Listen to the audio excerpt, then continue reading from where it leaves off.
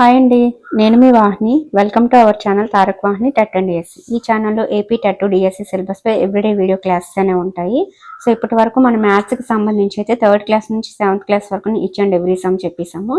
8th class కూడా చాలా లెసన్లు చెప్పేసాము. ఒక 6 లెసన్స్ అనేవి రిమైనింగ్ ఉన్నాయి, సెమ్ 1 సెమ్ 2లో కలిపి. ఇప్పుడు ఏదైతే మనము ఏకచరరాశిలో రేఖీయ సమీకరణాలు అనేది నిన్న సగం చెప్పి ఆపేసాము. ఈరోజు అది కంప్లీట్ చేసుకుంటే మనకి 8th క్లాస్ సెమ్ 1లో ప్రతి చాప్టర్ కంప్లీట్ అయిపోయినట్టే. నెక్స్ట్ 8th క్లాస్ సెమ్ 2లో 5 చాప్టర్స్ మాత్రమే ఉంటాయి. సో క్లాస్ అయితే స్టార్ట్ చేసుకుందాం. 2 సంఖ్యల మొత్తం 95. ఒక సంఖ్య మరో సంఖ్య కన్నా 15 ఎక్కువ అయితే ఆ సంఖ్యను కనుక్కోండి అన్నాడు. 2 సంఖ్యల మొత్తం 95, ఒక సంఖ్య మరో సంఖ్య కన్నా 15 ఎక్కువ అన్నాడు. ఫస్ట్ ఒక సంఖ్యను ఎక్స్ అనుకుందాము, ఇంకొక సంఖ్య దానికంటే 15 ఎక్కువ అన్నాడు కాబట్టి ఎక్స్ ప్లస్ 15 ఇంకొక సంఖ్య అనుకుందాం. ఒక సంఖ్య ఎక్స్, ఇంకొక సంఖ్య ఎక్స్ ప్లస్ 15. ఆ రెండింటి మొత్తం ఎంత అన్నాడు? 95 అన్నాడు. ఈక్వల్ చేశాను. So X plus X 2x అండి. ఇక్కడ 15 అనేది కలుపుతున్నాం కాబట్టి అటు వెళ్తే తీసివేయడం జరుగుతుంది. సో 95 - 15 80 అనమాట. ఇక్కడ 2 అనేది గుణిస్తుంది కాబట్టి అటు వెళ్తే భాగిస్తుంది. So X is equal to 40 అనమాట. ఇప్పుడు మనకి ఒక సంఖ్య వచ్చింది, ఎక్స్ ఈక్వల్ టు 40 వచ్చింది. ఇంకొక సంఖ్య ఏంటి? దీనికంటే 15 ఎక్కువ కదా. సో 40 + 15 55 అనమాట. ఆ రెండు సంఖ్యలు 40, 55. ఓకే, నెక్స్ట్ 2 సంఖ్యలు 5:3 నిష్పత్తిలో ఉన్నాయి. వాటి భేదము 18. అయితే ఆ సంఖ్యలు ఏవి అని అడిగాడు. సో వాటిని మనం 5x 3x కింద తీసుకుందాం. ఆ సంఖ్యల్ని ఆ 5x 3x యొక్క భేదం 18 అన్నాడు కాబట్టి 5x - 3x = 18. 5x లోంచి 3x తీస్తే 2x, 2x = 18. ఇక్కడ 2 అనేది గుణిస్తుంది, అటు వస్తే భాగిస్తుంది. సో x = 9 అనమాట. ఇప్పుడు మనకి ఆ సంఖ్యలు ఏవి అనేది అడిగాడు కాబట్టి x = 9 కాబట్టి ఇది 5x కాబట్టి 5 × 9 45. x = 9 కాబట్టి ఇది 3x కాబట్టి 3 × 9 27. సో 45, 27 అనేది ఆన్సర్ అనమాట. సో ఈ రెండింటి భేదం కూడా మీకు 18 వస్తుంది, చెక్ చేసుకోవచ్చు. 3 వరుస పూర్ణ సంఖ్యల మొత్తం 51. అయితే ఆ పూర్ణ సంఖ్యలు ఏవి అని అడిగాడు.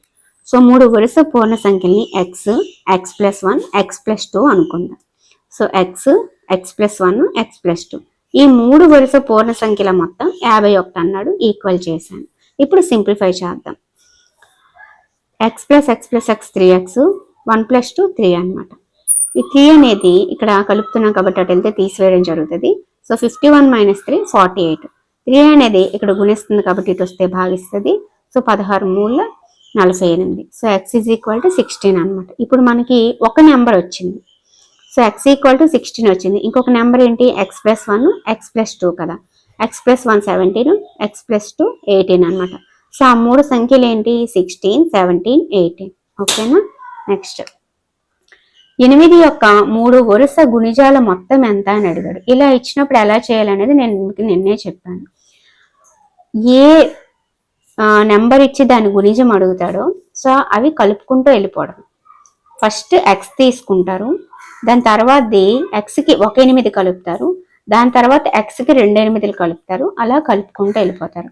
1 8, 2 8, 3 8, 4 8 అలా కలుపుకుంటూ వెళ్ళిపోతారు. సో మనకి ఇక్కడ జస్ట్ 3 అడిగాడు కాబట్టి నేను 3 తీసుకున్నాను. ఫస్ట్ ఎక్స్, తర్వాత ఎక్స్ ప్లస్ 8, ఆ తర్వాత ఈ ఎక్స్ ప్లస్ 8కి ఇంకొక 8 కలపాలి. సో ఎక్స్ ప్లస్ 16 అనమాట. ఇప్పుడు అర్థమైంది కదా. సో ఆ 3 కలిపేస్తే నాకు మొత్తం 888 అని చెప్పారు. సో దాన్ని అలా సింప్లిఫై చేసుకుంటూ వెళ్తే నాకు ఎక్స్ వాల్యూ వచ్చేసి 288 వచ్చింది.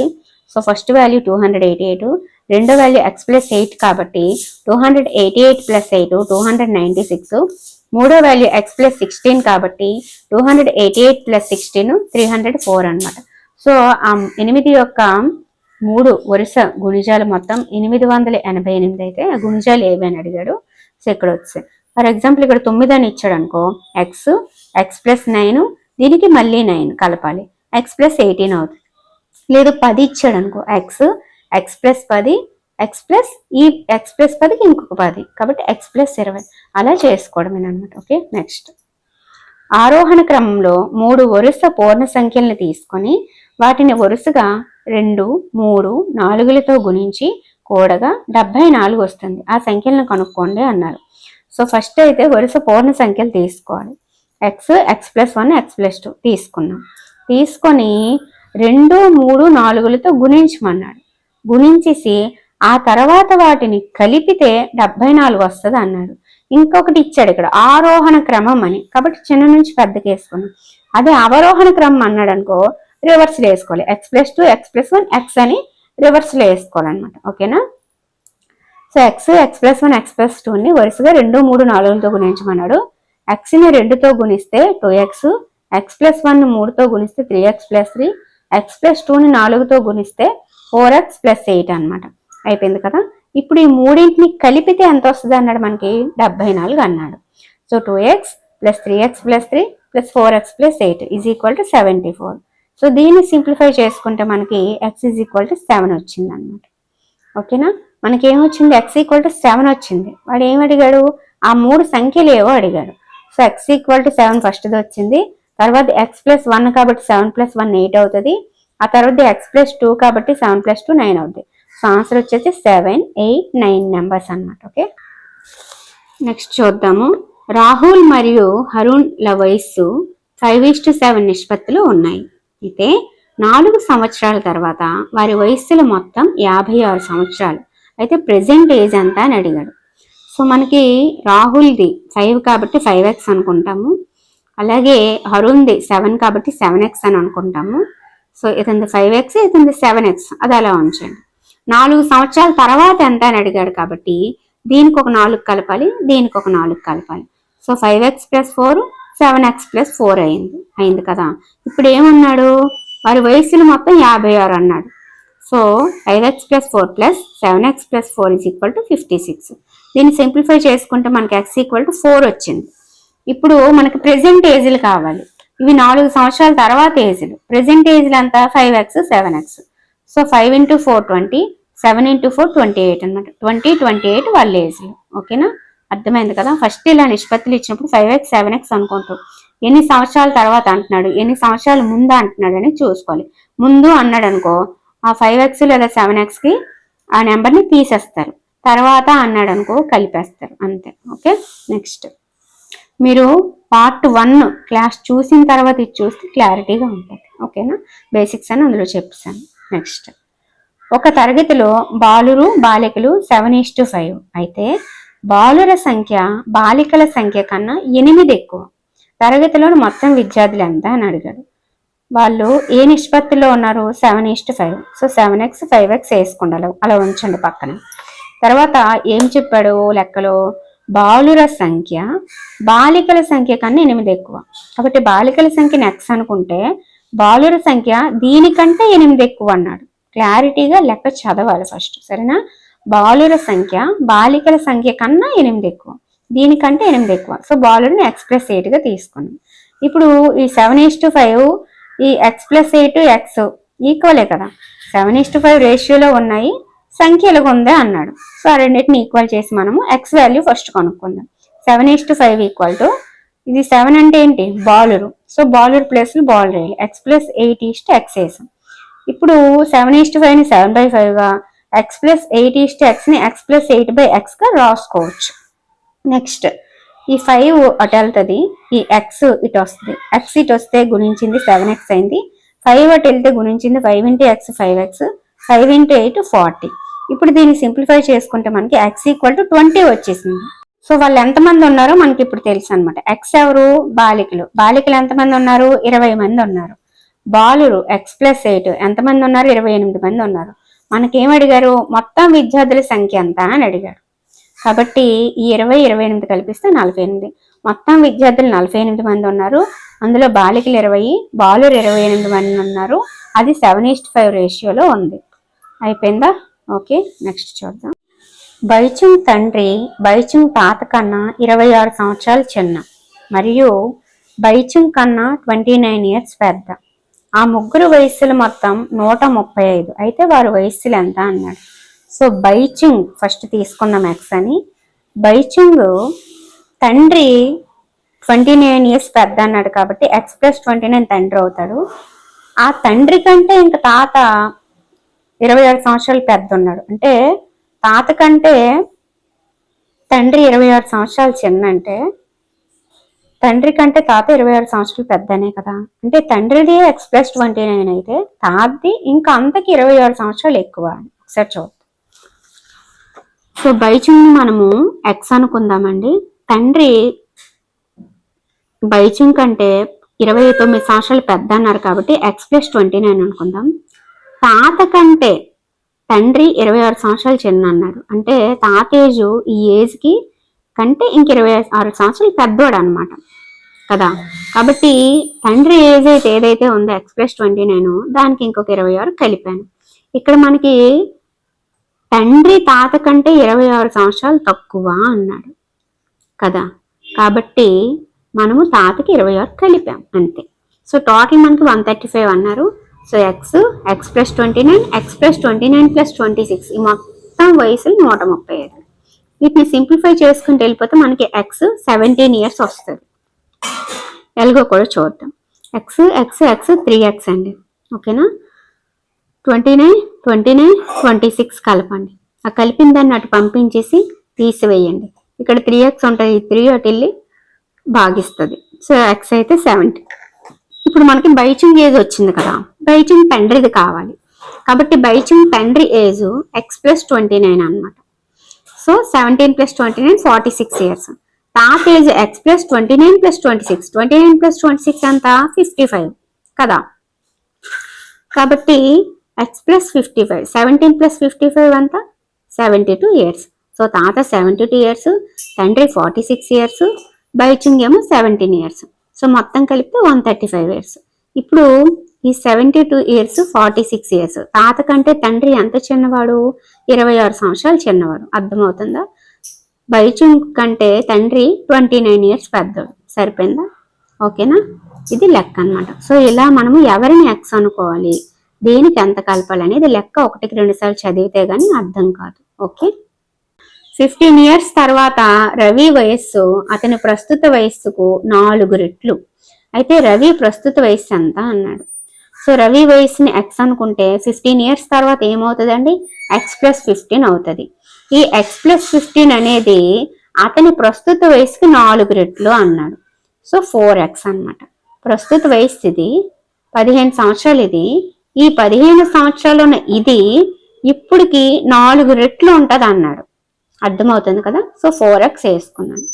సింప్లిఫై చేసుకుంటే నాకు 5 వచ్చింది. సో రవి ప్రస్తుత ఏజ్ 5 సంవత్సరాలు అండి. 15 సంవత్సరాల తర్వాత 20 సంవత్సరాలు అవుతుంది. సో అది దీనికి 4 రెట్లు, 5 4 20 వచ్చిందా. నెక్స్ట్, ఒక అకరణీయ సంఖ్యను 5/2తో గుణించి ఆ లబ్ధానికి 2/3ను కూడితే -7/12 వస్తుంది. అయితే ఆ సంఖ్య ఏది అన్నాడు. ఒక అకరణీయ సంఖ్యకి ఏం గుణించమన్నాడు, 5/2 గుణించమన్నాడు. So x × 5/2.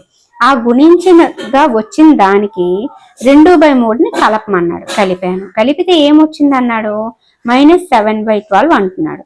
సో ఏదైతే మనకి ఒక సంఖ్య ఉందో ఆ సంఖ్యని 5/2తో గుణించి ఈ మొత్తానికి 2/3ని కలిపి నాకు ఆన్సర్ -7/12 రావాలి. ఇప్పుడు ఆ ప్రాసెస్ని వేసుకొని అలా సింప్లిఫై చేసుకుంటూ మనం వస్తే మనకి ఆకరణీయ సంఖ్య ఏది అనేది వచ్చేస్తుంది. x = -1/2. అర్థమైందా? ఓకే. సింప్లిఫై చేయడం ఇక్కడ x × 5 5x/2 + 2/3. ఈ మొత్తం లబ్ధం ఎంత అండి, 5x/2. ఈ మొత్తం లబ్ధానికి 2/3 కలపమన్నాడు కదా, గుణించి ఆ లబ్ధానికి 2/3 కలపమన్నాడు. సో ఇక్కడ 2 3 తీసుకుంటే మనకి ఎల్సిఎం వచ్చి 6 వస్తుంది. సో 2 3 6 కాబట్టి 3 × 5 15 అవుతుంది.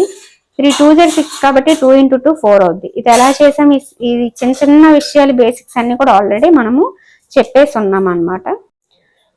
సో ఇక్కడ ఎల్సిఎం 6 కాబట్టి ఈ 6 అటు వెళ్తే ఇంటూ అవుతుంది. 6 1 6 2 క్యాన్సిల్ చేసుకోవచ్చు, లేదా ఇక్కడే క్యాన్సిల్ చేసి ఇవ్వచ్చు. 6 1 6 2. ఇప్పుడు ఇక్కడ మనకి -7/2 ఉంటుంది. ఈ 2 అనేది అటు వెళ్తే మల్టిప్లై చేస్తే మనకు తెలుసు. సో 2 × 15 30, 2 × 4 8 అనమాట. ఈ -7 అక్కడే ఉంటుంది. నెక్స్ట్ 30x, ఈ 8 అనేది ఇక్కడ ప్లస్ కాబట్టి అటు వెళ్తే మైనస్ అవుతుందండి. సో -7 -8 -15 అనమాట. సో ఇక్కడ 30 అనేది మల్టిప్లై చేస్తుంది కాబట్టి అటు వెళ్తే భాగిస్తుంది. సో -15/30 అంటే -1/2. ఓకే, ఆన్సర్ వచ్చేసి -1/2 అనమాట. ఓకే, ఇక్కడ డైరెక్ట్ స్టెప్ నేను వేసేసుకున్నాను, మీకు అర్థం కాదని మళ్ళీ ఇక్కడ 2 స్టెప్లు వేసాను. ఓకే, బ్యాంక్ క్యాషియర్ లక్ష్మి వద్ద 100, 50, 10 విలువ గల నోట్లు ఉన్నాయండి. ఈ నోట్ల నిష్పత్తిని 2:3:5. లక్ష్మి వద్ద గల మొత్తం సొమ్ము 4 లక్షలు. ఆమె వద్ద ఒక్కో రకం నోట్లు ఎన్ని ఉన్నాయని అడుగుతున్నారు. సో ఆ నిష్పత్తిని మనం ఫస్ట్ 2x, 3x, 5x అని అనుకుంటే, ఈ 2x అనేది ఏ రూపాయల నోట్లకి సంబంధించిన నిష్పత్తి? 100 రూపాయల నోట్లకి సంబంధించింది.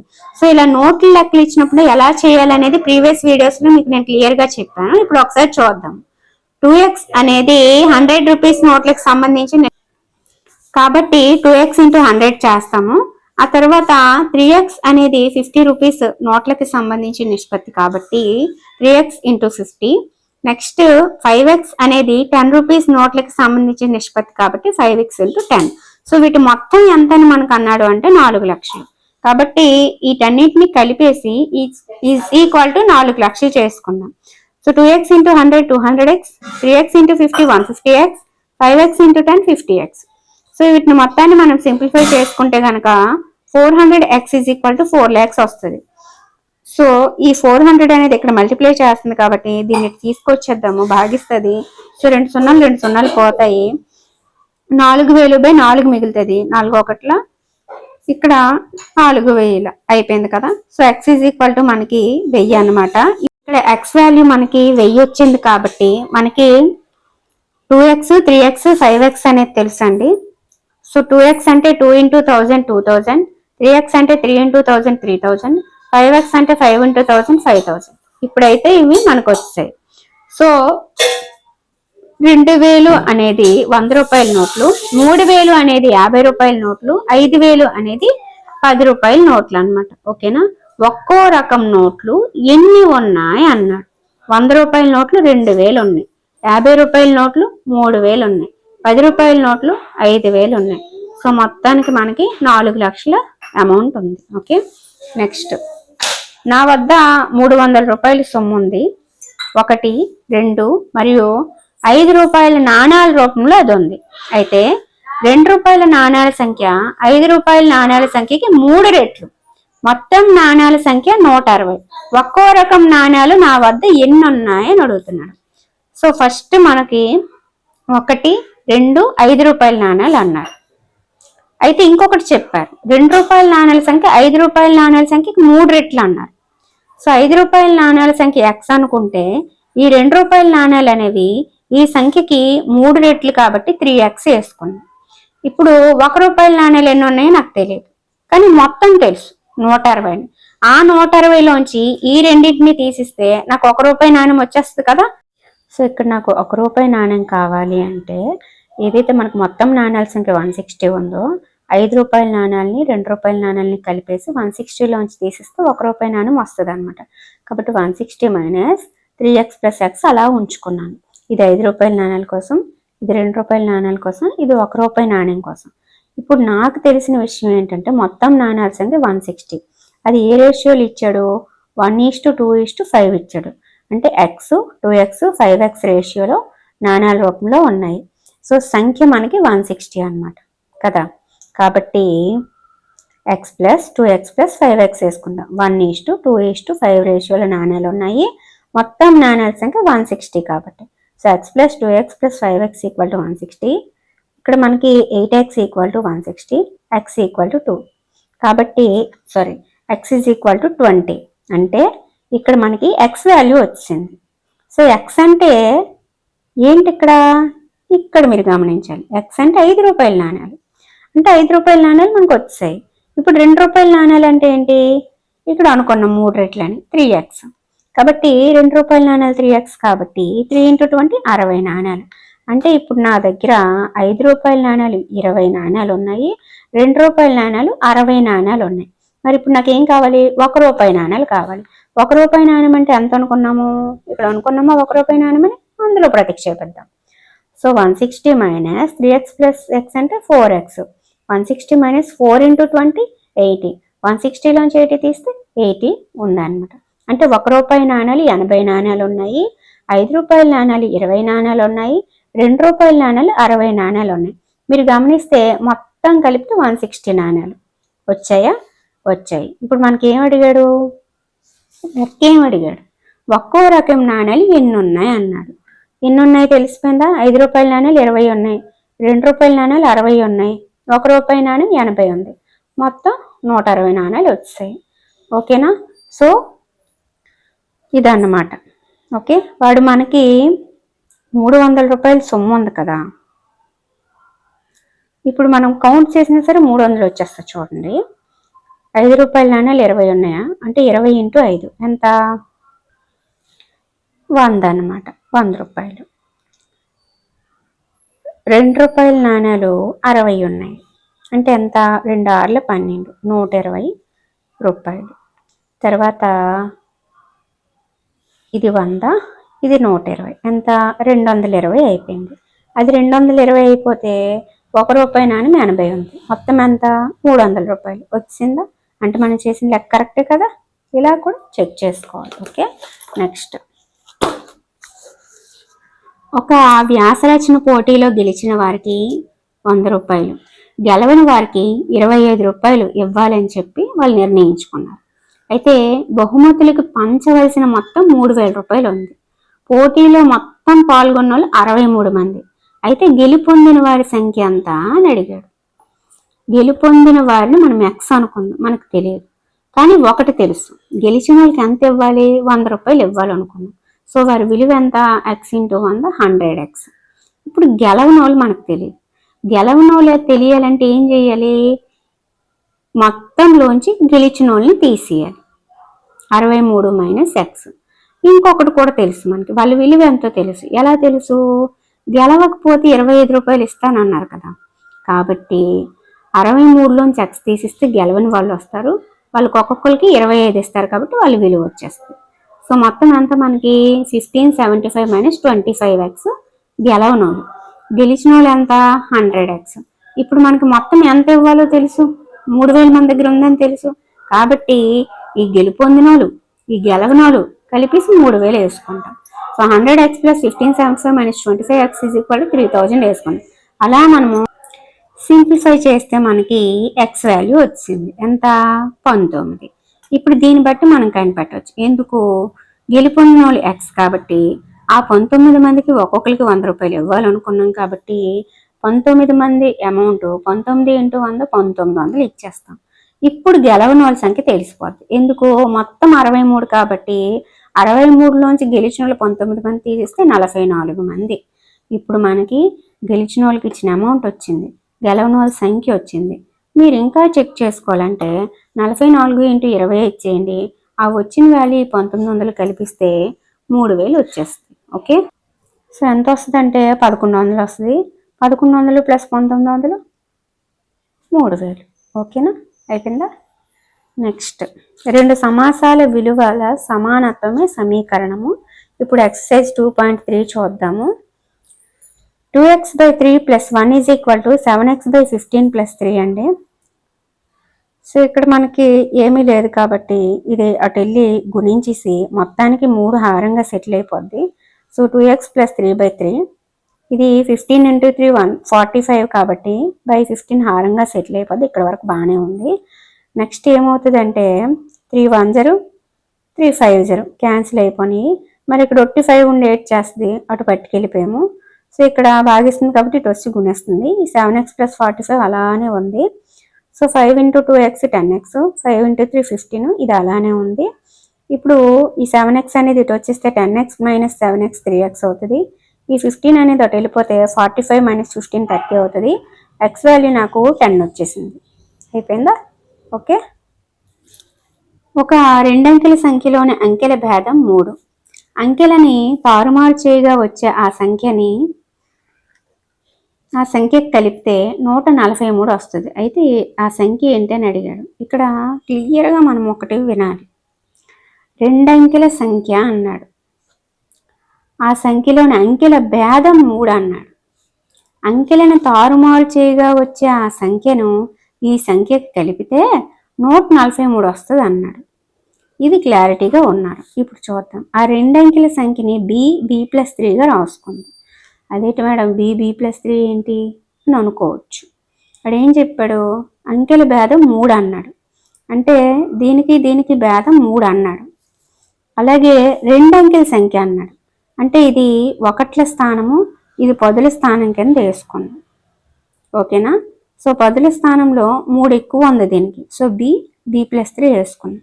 ఒకట్ల స్థానంలో b ఉంటుంది, పదుల స్థానంలో ఉన్న సంఖ్యకి 3 ఎక్కువ అన్నాడు కాబట్టి b+3 వేసుకున్నాం. ఇది రెండు అంకెల సంఖ్య అండి. ఓకేనా? రెండు అంకెల సంఖ్యలో ఒకటి b, ఇంకొకటి b+3. ఇది ఫిక్స్ అవ్వండి. అయిన తర్వాత ఇప్పుడు ఏమన్నాడు, యాక్చువల్గా ఉండే ఆ సంఖ్య మళ్ళీ తారుమారు చేసిన సంఖ్య, ఈ రెండు కలిపిస్తే 143 రావాలి. ఆ సంఖ్య ఏటో చూద్దాం. మామూలుగా అయితే ఇది ఇది రెండు అంకెల సంఖ్య అది. సో ఇది యాజ్ ఇట్ ఈజ్గా ఉండి ఇలాగ వేసుకున్నాం. ఇది రివర్స్ చేసుకుని వేసుకున్నాం. సో మనకి బిని ఒకట్ల స్థానంలో ఉంచాము, b+3ని పదుల స్థానంలో ఉంచాము. సో పదుల స్థానం కాబట్టి ఇంటూ 10 వేసుకున్నాము. సింప్లిఫై చేస్తే 11b+30 వస్తుంది. ఇప్పుడు తారుమారు చేసాం. బిని పదుల స్థానంలో వేసాము, b+3ని ఒకట్ల స్థానంలో ఉంచాము. సింప్లిఫై చేస్తే 11b+3 వచ్చింది. 8 లేదండి, ఇప్పుడు 23 ఉంది. తారుమారు చేస్తే 32 అవుతుంది. ఈ 32 రాయాలంటే 3 × 10 + 2 × 1. ఆ 23 రాయాలంటే 2 × 10 + 3 × 1. చేస్తామా చేయమా? ఇది కూడా అంతే, కంగారేం పడద్దు. పదుల స్థానంలో b+3ని తీసుకున్నాం, ఒకట్ల స్థానంలో bని తీసుకున్నాం, సింప్లిఫై చేసాం. ఇప్పుడు దాన్ని తారుమారు చేసాం. వాడే అన్నాడు తారుమారు చేయగా వచ్చే సంఖ్యకి ఈ సంఖ్యను కలపండి అని. కలిపితే ఎంత వస్తుంది అన్నాడు, 143 వస్తుంది. నెక్స్ట్ చేద్దాం. ఇక్కడ వరకు మీకు అర్థం అవ్వాలి కదా, అందుకు చెప్తున్నాను. సో ఇదే ప్రాసెస్ అన్నమాట. మీకైతే అర్థమైంది కదా. రెండు అంకెల సంఖ్య అన్నాడు, రెండింటికి 3 భేదం అన్నాడు, b+3 తీసుకున్నారు. ఇది ఒకట్ల స్థానంలో వేసుకుంటే ఇది పదుల స్థానంలో వేసుకున్నారు. ఇక్కడేమో రివర్స్ చేస్తారు, సింప్లిఫై చేశారు. క్లారిటీగా ఉన్నారా? ఓకే. ఇప్పుడు రెండింటి మొత్తం 143 అన్నాడు. 11b+30 + 11b+3 = 143. సింప్లిఫై చేస్తే నాకు b వచ్చింది. b అంటే ఏంటి, నేను ఏదైతే ఒకట్ల స్థానంలో అనుకున్నా అది. ఇప్పుడు పదుల స్థానంలో ఉన్నది ఏంటి, b+3 అంటే 5 + 3 = 8. సో ఆ సంఖ్య ఎంత, 58. తారుమారు చేస్తే ఎంత, 85. కలిపితే ఎంత, 143. అంటే మనం చేసిన లెక్క ఏంటి, కరెక్ట్. ఓకేనా? ఒకసారి చూసుకోండి, ప్రాక్టీస్ చేయండి, వస్తుంది. ఓకేనా? రాకపోవడం ఏమీ ఉండదు.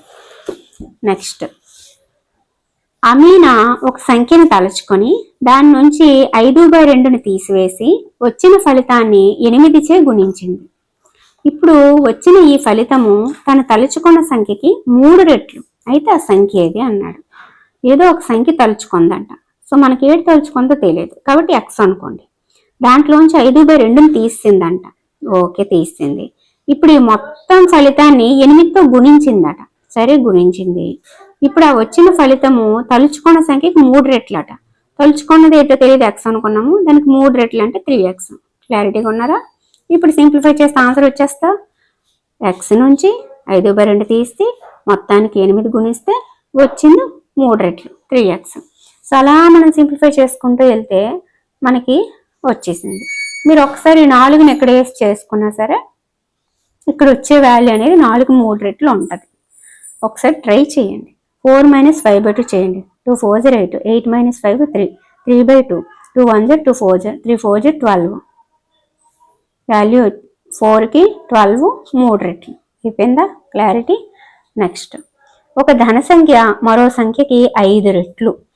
ఈ రెండు సంఖ్యలకు 25ని కలిపితే వచ్చే రెండు సంఖ్యలలోని ఒక సంఖ్య మరొక సంఖ్యకు రెట్టింపు. 21ని కలిపితే వచ్చే రెండు సంఖ్యలలోని ఒక సంఖ్య మరొక సంఖ్యకి రెట్టింపట. అయితే ఆ సంఖ్యలు ఏవి అన్నాడు. ఒక ధన సంఖ్య మరో సంఖ్యకి 5 రెట్లు అన్నాడండి. అంటే ఒక ధన సంఖ్యని ఎక్స్ అనుకోండి, ఇంకొక సంఖ్య 5 రెట్లు అన్నాడు 5x అనుకోండి. ఇప్పుడు ఆ రెండు సంఖ్యలకి 21ని కలపండి. అంటే ఎక్స్కి 21 కలపండి, 5xకి 21 కలపండి, 2 వచ్చినాయి. ఇప్పుడు రెండు సంఖ్యలలోని ఒక సంఖ్య మరొక సంఖ్యకి రెట్టింపు అన్నాడు. అంటే ఈ సంఖ్య దీనికి రెట్టింపు, ఈ సంఖ్య దీనికి రెట్టింపు, ఏదో ఒకదానికి రెట్టింపు, ఒక సంఖ్య ఇంకో దానికి రెట్టింపు.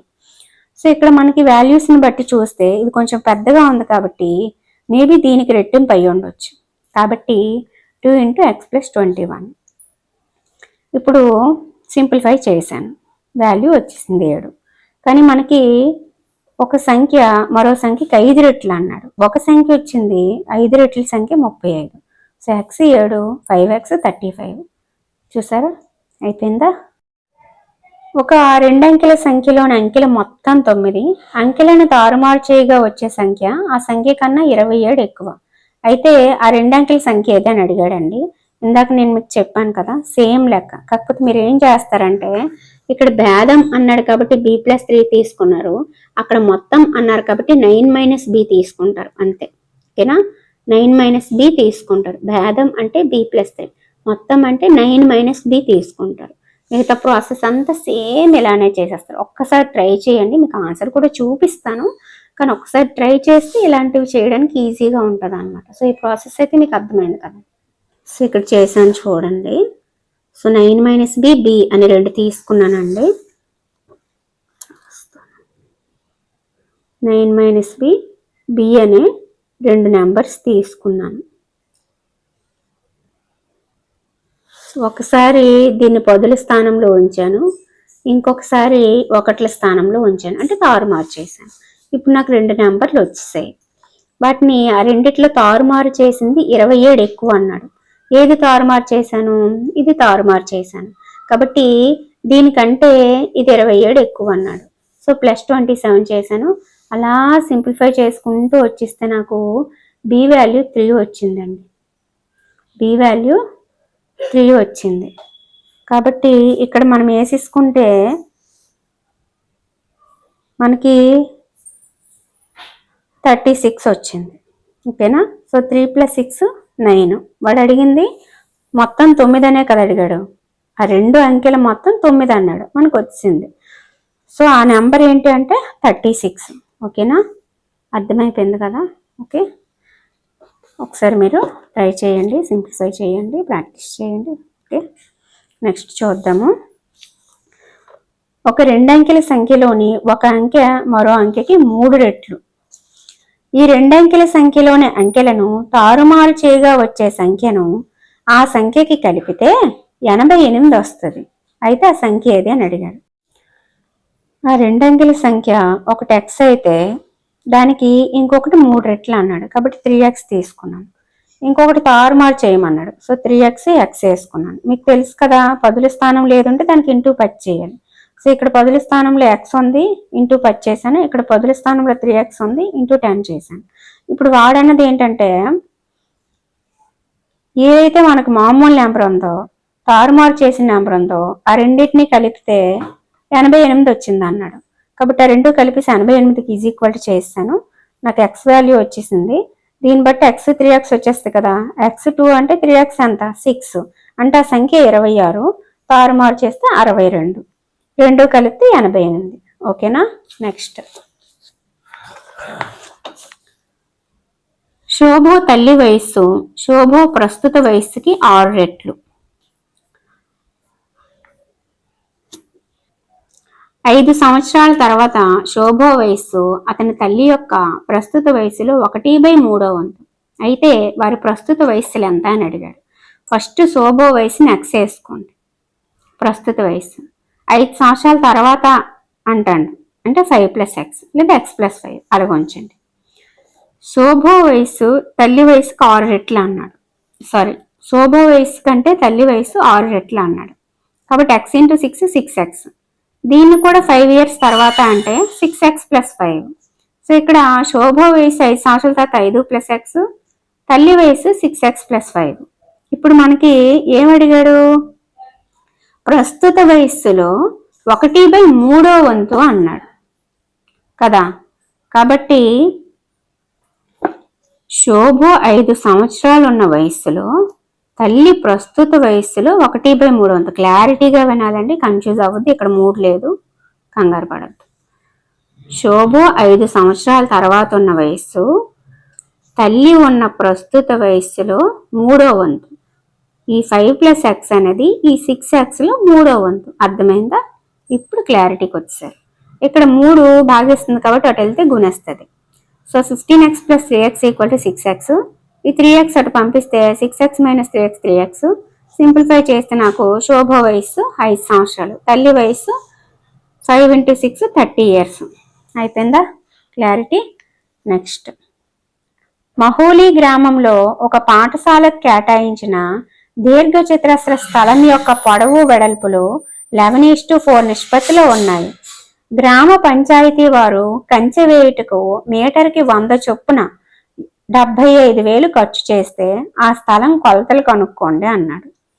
సో మనకి పొడవు వెడల్పులు 11:4 అంటే 11x 4xగా తీసుకోండి. మనకి చుట్టుకొలత ఫార్ములా తెలుసు, 2 × l + b. సో l ప్లేస్లో 11x, b ప్లేస్లో 4x ప్రతిక్షేపించి సింప్లిఫై చేస్తే మనకి చుట్టుకొలత 30x వచ్చింది. ఇక్కడికి ఇది ఉంచండి.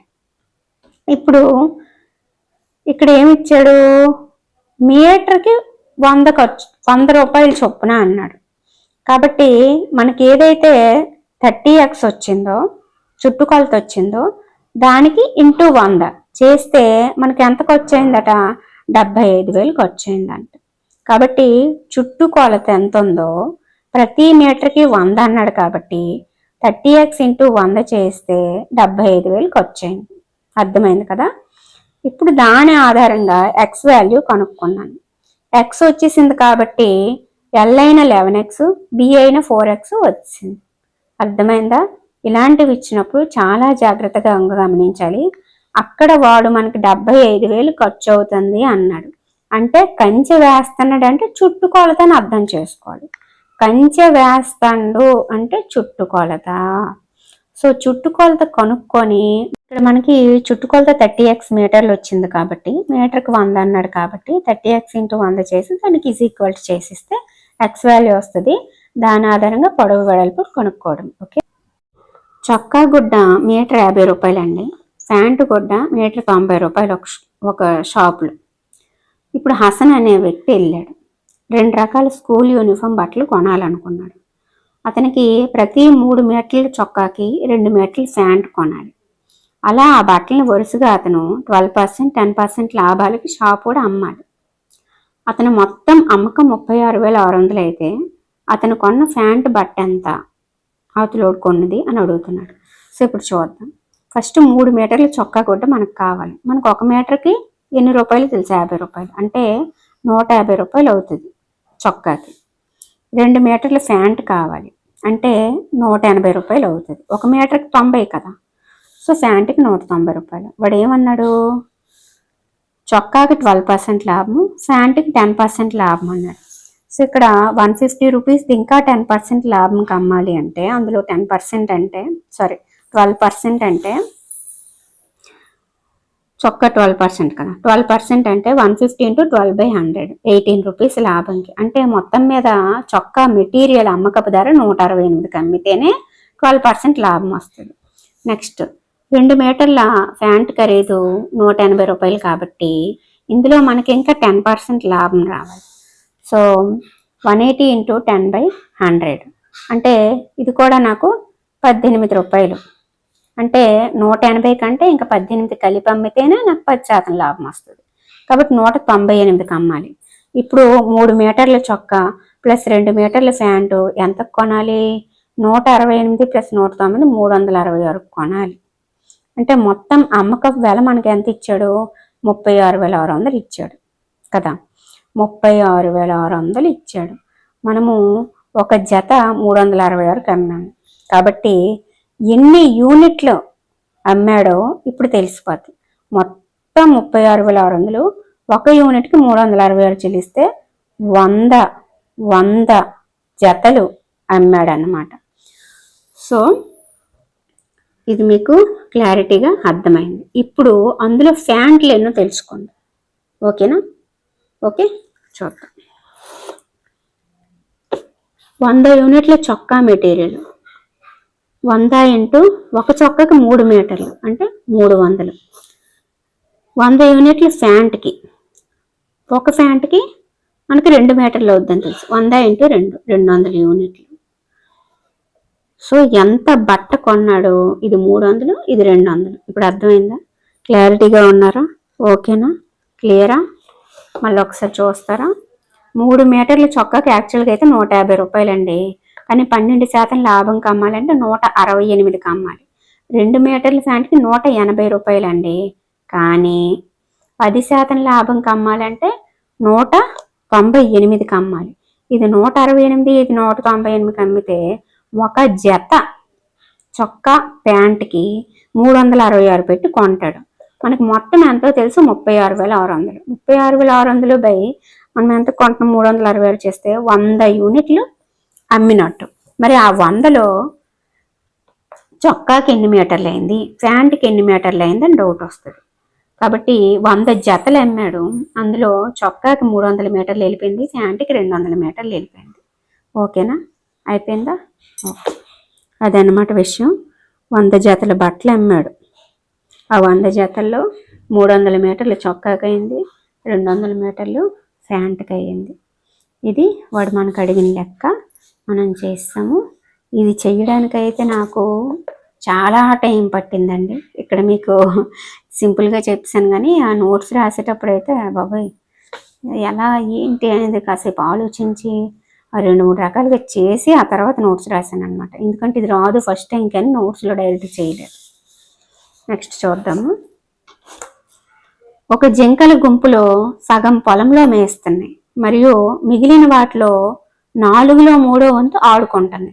మిగిలిన 9 జింకలు కొలంలో నీరు తాగుతున్నాయి. గుంపులో జింకల సంఖ్య కనుక్కోండి అన్నాడు. ఫస్ట్ మనం ఆ జింకల సంఖ్యని ఎక్స్ అనుకుందామండి. ఆ ఎక్స్లో సగం మేస్తనే అన్నాడు, x/2 అనుకోండి. మరియు మిగిలిన వాటిలో 4లో 3వ వంతు అన్నాడు. 4లో 3వ వంతు 3/4. ఇప్పుడు x/2 వెళ్ళిపోయింది అంటే ఇంకెంత ఉంటుంది, x/2 ఉంటుంది.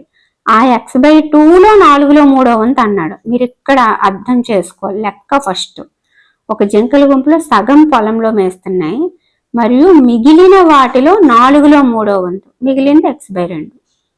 అర్థమైందా? మిగిలిన 9, ఈ వైపుగా ఇంక 9 ఉన్నాయి.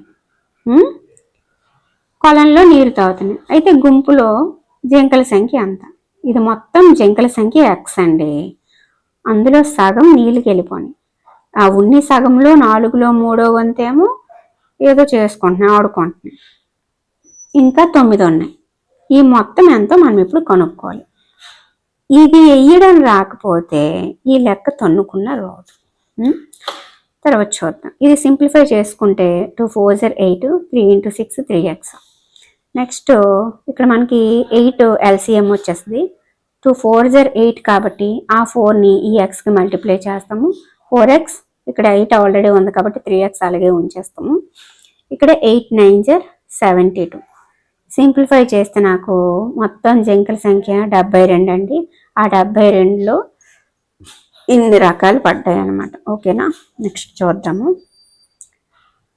తాతగారి వయస్సు తన మనవరాలి వయస్సుకి 10 రెట్లు.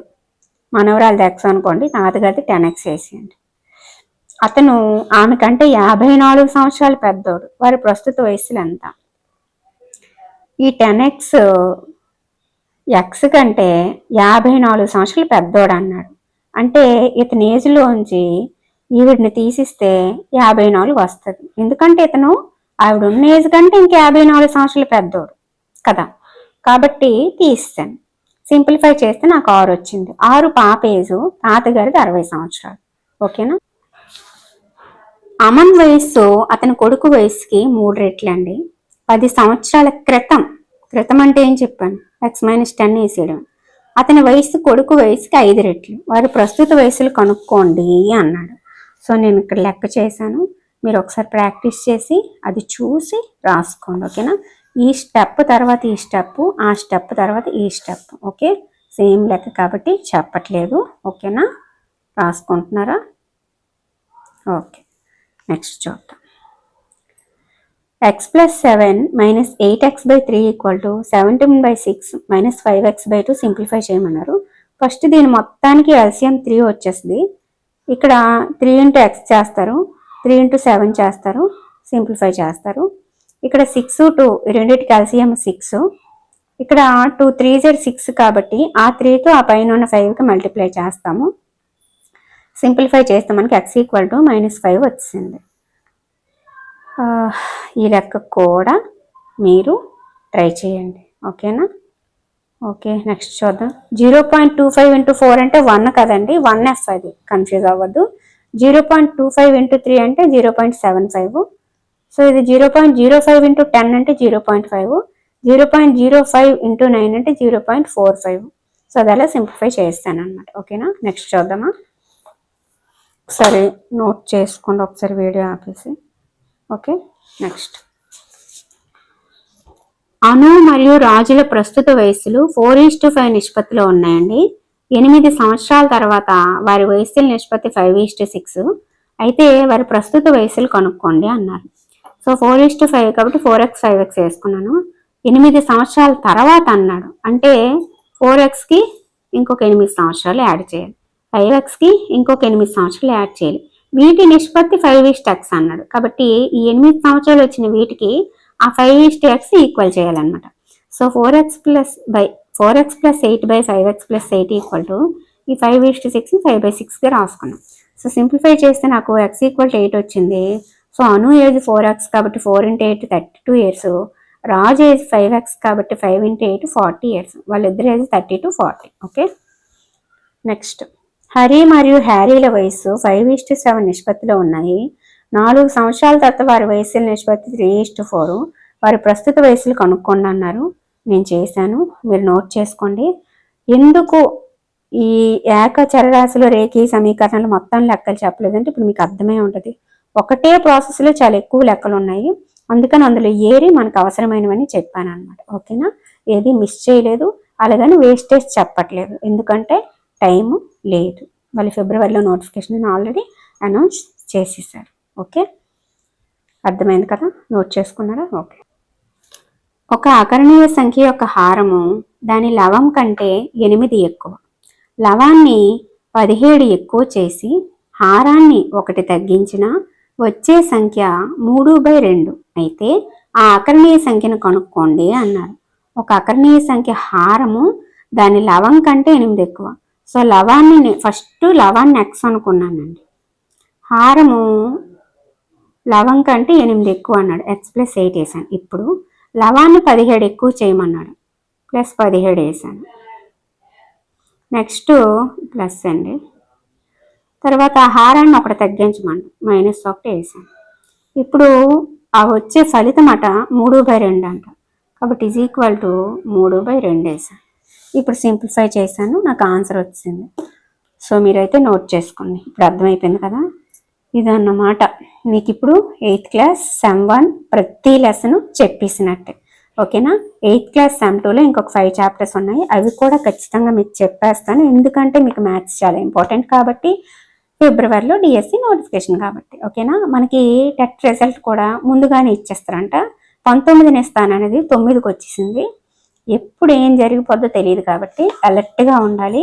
నేను కూడా మ్యాథ్స్ పీడిఎఫ్ 3rd క్లాస్ నుంచి 8th క్లాస్ వరకు నేను ఏదైతే నోట్స్ రాసుకున్నానో వాటిని పీడిఎఫ్ కింద తయారు చేసి మీకు ప్రొవైడ్ చేస్తాను. ఒక్క 2 days అవసరం లేదు, 1.5 days వెయిట్ చేయండి, మీకు మ్యాథ్స్ పీడిఎఫ్ అందించేస్తాను. పీడిఎఫ్ చూసి టకటకా ప్రాక్టీస్ చేసేసి ఎగ్జామ్కి రెడీ అయిపోండి. ఓకేనా, థ్యాంక్ యూ, బాయ్. అలాగే మన వాట్సాప్ గ్రూప్ అనేది ఉన్నది, డైలీ కరెంట్ అఫైర్ పీడిఎఫ్ అందులో అందిస్తున్నాను క్లాసులు చెప్పేసి. మీరు ఒకవేళ అందులో జాయిన్ అవ్వాలి అంటే 30 రూపీస్ చేయగలిగితే చెయ్యండి, 9494163477 అనే నెంబర్కి. లేదు అంత చెయ్యలేము అంటే 15 రూపీస్ పే చేసినా సరే వాట్సాప్ గ్రూప్లో జాయిన్ అవ్వచ్చు. ఓకేనా, 9494163477. అలాగే మనకి ఛానల్లో ఎవరైతే మెంబర్స్గా జాయిన్ అయ్యారో ఆ మెంబర్స్గా జాయిన్ అయిన వాళ్ళకి మాత్రం 5 రూపీస్కే వాట్సాప్ గ్రూప్లో జాయిన్ చేస్తున్నారు. ఓకేనా? మన ఛానల్ మెంబర్స్ అందరూ 5 రూపీస్కి దాన్ని వినియోగించుకోండి. ఓకే, మీరు ఆల్రెడీ 59 రూపీస్ పే చేసిన స్క్రీన్ షాట్ ఇప్పుడు 5 రూపీస్ పే చేసిస్తే మీకు వాట్సాప్ గ్రూప్లో జాయిన్ చేస్తారు. డైలీ పీడిఎఫ్ వస్తుంది. కరెంట్ అఫైర్ కూడా డిఎస్సికి చాలా important. Okay friends, thank you, bye.